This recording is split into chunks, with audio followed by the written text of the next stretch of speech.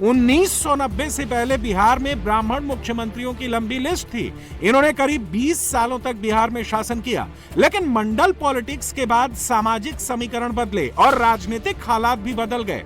पिछले 36 साल से ना तो कोई ब्राह्मण सीएम बना और ना ही इन्हें डिप्टी सीएम की जिम्मेदारी मिली। जगन्नाथ मिश्रा बिहार में आखिरी ब्राह्मण मुख्यमंत्री थे। उसके बाद लालू यादव की सरकार बनी और बिहार की सियासत यादव, कुर्मी और कुशवाहा के बीच ही सिमट कर रह गई। 36 साल से जिस बिहार की पॉलिटिक्स लालू और नीतीश के इर्द गिर्द घूम रही थी, उसका पावर सेंटर अब बदल रहा है। पिछली सरकार में कुर्मी, कुशवाहा और भूमिहार का ट्रायंगल था। इस बार सरकार में कुशवाहा, यादव और भूमिहार का ट्रायंगल है। कुशवाहा मुख्यमंत्री होगा, यादव पहला तो भूमिहार दूसरा डिप्टी सीएम होगा। और आदरणीय नीतीश कुमार जी ने बहुत चीजें सिखाया है, कैसे सरकार चलाया जाता है, कैसे बिहार में सुशासन स्थापित होगा, बिहार के लोकतंत्र के लिए क्या ठीक है। मैं तमाम लोगों को जरूर आश्वस्त करता हूं कि बिहार के लोकतंत्र के लिए, बिहार के विकास के लिए, बिहार की समृद्धि के लिए, जिस तरह आदरणीय प्रधानमंत्री जी ने विकसित भारत का सपना देखा है, 2047 में भारत विकसित हो, और बिहार के मुख्यमंत्री तत्काल आज के मुख्यमंत्री नीतीश कुमार जी ने जिस तरह समृद्ध बिहार का सपना देखा है, हम तमाम भाई मिलकर इस बिहार को भी समृद्ध बनाएंगे और देश को भी विकसित बनाने का काम करेंगे। इसलिए संगठन को और मजबूत करना है, सरकार का सुशासन सभी जाति धर्मों से उठकर नीचे तक पहुंचाना। पिछड़े हो, अति पिछड़े हो, दलित समाज हो, महादलित समाज हो, स्वर्ण समाज के गरीब हो, सभी के बीच में जो लगातार सबका साथ, सबके विकास का सपना प्रधानमंत्री जी ने देखा है, उस सपने को साकार करना है। लालू यादव के MY यानी मुस्लिम यादव कॉम्बिनेशन की काट नीतीश कुमार ने लव कुश गठजोड़ से निकाली। बिहार में गैर यादव OBC जातियों में लव कुश सबसे बड़ी ताकत है।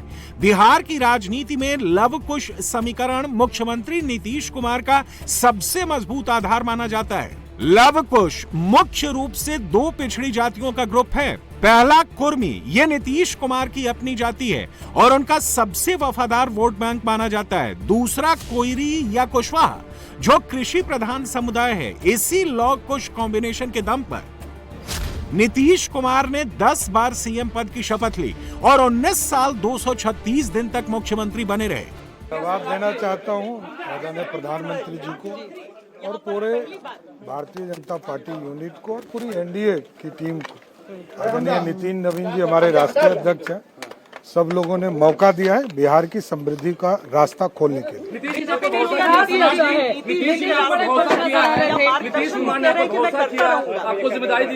नहीं, एकदम वो तो नेता रहे हैं, बिहार के लंबे समय काम किए हैं। नीतीश जी का मार्गदर्शन हरदम लेते रहेंगे। प्रधानमंत्री जी का जैसा निर्देश और मुख्यमंत्री रहे हैं नीतीश कुमार जितने लंबे समय तक, उनका मार्गदर्शन लेते रहे। वो आपकी पीठ थपथपाकर खूब बधाई दे रहे थे, लोगों से जोरदार तालियां भी बजवाई। मैं छोटा हूं, मैं उनके लिए छोटा हूं। सब दिन प्यार मिला है, 30 साल से उनका संबंध है। खट्टे मीठे भी रहे, लेकिन सब दिन उन्होंने मुझे प्यार करते रहा। पूरा एनडीए का नेतृत्व प्रधानमंत्री जी और नीतीश कुमार जी दोनों के सहयोग से बिहार आगे बढ़ाना। सम्राट चौधरी जो अब मुख्यमंत्री बनने जा रहे हैं, वो कुशवाहा समाज से आते हैं। 243 सीटों में से 80 सीटों पर कुशवाहा वोटर्स का असर है। बिहार की कुल आबादी में कुर्मी और कुशवाहा जातियों की हिस्सेदारी लगभग 7% से 10% के बीच मानी जाती है। बिहार में कुर्मी जाति 2.87% है।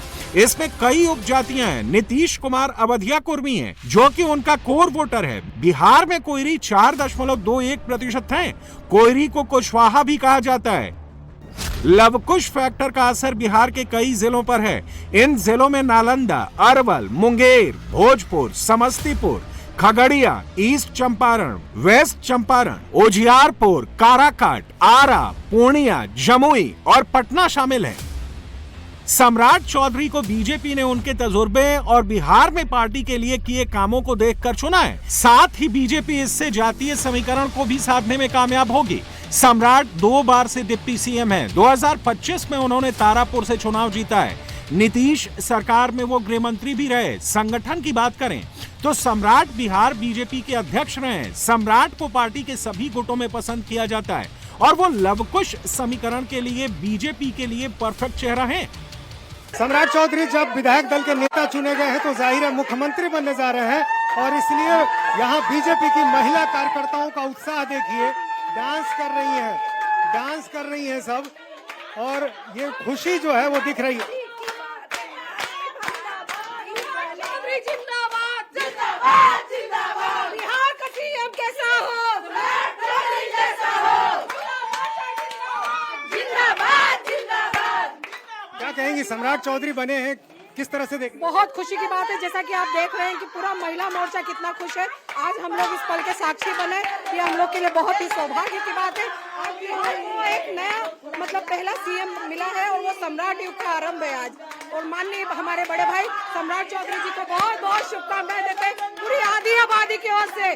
जय श्री राम। बीजेपी का सीएम हो गया, अब बीजेपी ड्राइविंग सीट पे आ गई। बिल्कुल बिल्कुल, भारतीय जनता पार्टी जिंदाबाद जिंदाबाद जिंदाबाद, एनडीए सरकार जिंदाबाद, सम्राट चौधरी जिंदाबाद, जुगा जुगा जी। बिहार में एनडीए की सरकार है और हम लोग सबको लेके, हमारे आदरणीय बड़े भाई सम्राट चौधरी जी सबको लेके, दोनों दल को लेके, पांचों दल को लेके एनडीए के हर एक नेता का मान सम्मान रखेंगे। इसीलिए बदलेगा बिहार में। अब बिहार में देखिएगा, युवाओं के लिए रोजगार, महिलाओं के लिए रोजगार, जिया 2000 तनिनाची के